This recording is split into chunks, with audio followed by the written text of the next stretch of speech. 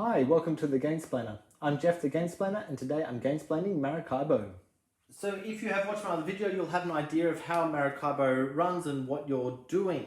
There are a couple of things that I skimmed past or skimmed over in the previous video that I want to just get a little bit into in this video. The very first one of them is this track. So whenever you see this symbol that's going to push you along this track, you may have cards that give you extra movement. If you go here, you are allowed to move up to 2 spots. So he may only move 1 and take the 3 money, or he may move 2 and take the 2 points. It's totally his choice. On his next turn round, he might go there again and have the choice of moving there with 1 money or there. And what that allows him to do is to take one of these markers off his board. When you cross over this red line, you're allowed to push forward on one of these victory tracks by 3 spots. You must do it all on the same victory track. You can't share it between victory tracks. The other things that need to happen, sorry, I totally forgot to put these in for the last video, I do apologize. At this point, you'll notice there's narrow going down and narrow going that way. From here, he can choose to go here if he has the cards that are going to enable him to actually do that quest. If he doesn't, there's no point going down there. So that would be 1, and you could stop there, take the thing, spend the cards into the stack, push forward on his sword track for each compass that he has, and also do a battle, and he can choose where he does the battle. Moving forward, that allows him to move forward on the sword track. When he crosses over the blue line, the first player to cross it would get 4 points on the outside track. Every other player would get 2, and the same with the green line. First one across is 4 points, everyone else gets 2. If he goes here, he'll push forward 4 spots on that track. By the way, if you are at the top of that track and you need to push forward more, you can't. There is a maximum of 8. This one allows him just to choose one of those tracks and move forward, and the rest are points or points and money. When you get to the end, go to the first one that's open. So number 1 is 10 points. By the way, when you're on this track, the spot that you're holding doesn't count. So if blue does that and takes the money, green, if he also goes here, which is totally legal, 1, 2. So that doesn't count as a spot at all. Okay, let's go down onto the player board. There's a whole bunch going on these player boards.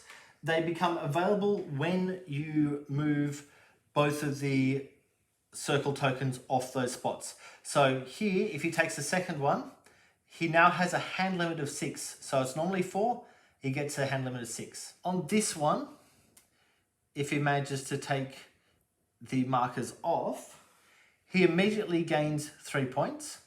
But also, these cards, which would normally cost 1 money to pick up, become free. So he can just take those cards if he sees one that he likes without having to pay for them.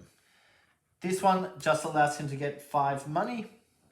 If he takes this one here, that allows him now, instead of having to move up to 4 spots to get the village symbol to take 2 actions, he now only has to move 2 spots to take that action. And to get 3, he now only has to move 5 instead of 7. Once there are 4 of these clear, this one is available. And what that does is it opens up another village action. And what that allows you to do is take one of the ownership markers from any of the 3 countries and place it in a village. Now the village needs to not be already owned by someone. So if red owns that one, I can't put it there. I need to put it somewhere else. But that also allows me to move forward 1 on that track. And he would also gain 1 money for doing that. On this pair, he would need to do this one before that one. So he would need to remove those 2. He'd get 3 points. Then on a future round, when you're able to, you can remove those 2, which gives him another 6 points. Once there are 6 pieces removed, so at the moment I've actually got 7, but once there's 6, you can take these ones, which gives another 10 points. So it's worthwhile getting some high levels out of these. By removing these ones, you have a one-off thing that you can do. So you can either move forward 3 spots on this track, or take 4 money and 4 victory points, or move your marker forward to the next noble rank. So if I had a marker here, I'd be able to move it there. If I had a marker there, I'd be able to move it onto that one. Coming back across here, removing that allows you another new village action, which is gain 1 on this track and gain 1 money. Once that one's been removed, you can then go after this one, and that one will give you the ability to remove 3 identical goods. The goods are the thing at the top, not the thing at the bottom. So here he has 3 identical goods. Remove them, and that then gives the player 2 money and 2 points. And this one allows you, when you do a combat, to choose a village rather than a city. If there's no marker there, it's only going to cost 2 of the swords to do it. If there is a marker there, it will cost 5 swords to do it. You will gain influence and move a token down, so let's push that guy forward 1. And you'll also get money if you have assistance in that space. So if I've played a card previously that's put one of my guys here, it's probably worth going after that spot because I'm going to get 3 money. If the other player happens to have a guy there, doing that will get you 1 more money, as well as the 3 that you would take for having the blue guy there. Obviously, if there's no guys there, you can't take any money on that. I haven't talked about these cards. Everyone has one of these cards. You get 2 at the beginning of the game and you're choosing one of them. You should have 3 meeples on them. Once you have fulfilled the criteria of one of the lines, you can release the meeple. The meeple gets released to there. So in this one, once I've fulfilled 2 quests, so I've only fulfilled 1 at the moment. If I fulfill a second quest, I can turn that meeple in and take 2 money. Or I could wait till I've fulfilled 3 quests, then turn the meeple in and take 2 points as well as 2 money. On this one, I am looking for 2 movement on this track to get 3 money, or 4 movement to get 3 points and 3 money. And this one, I'm looking to cross over these lines to take 4 money or 4 money and 4 points. Once I've released all 3 of those guys, I would then get 2 more points and 2 money and flip that card over to say it's completed. When you get to the end of the line, on the first 3 rounds of the game, there is an interim scoring. With interim scoring, you are, firstly, choose one of the cards, either one of the cards in your hand or one of the cards that's on the table, and pay the money for it if you have enough, or just take 2 points. Once you've purchased the card, by the way, it would go down there next to the other cards and get all the bonuses, etc., as if you'd done that normally. You'll receive income according to where you're up to on the income track. If you'd managed to move down this track, you'd get that many victory points at the end of the round. You'll remove all these goods. They go back into the box or out of the way so that they're fresh and open for another round. Discard all those cards and replace them with new ones. Reveal the next prestige building. If you were playing the other version of the game, you would check the story token, see if that's been completed.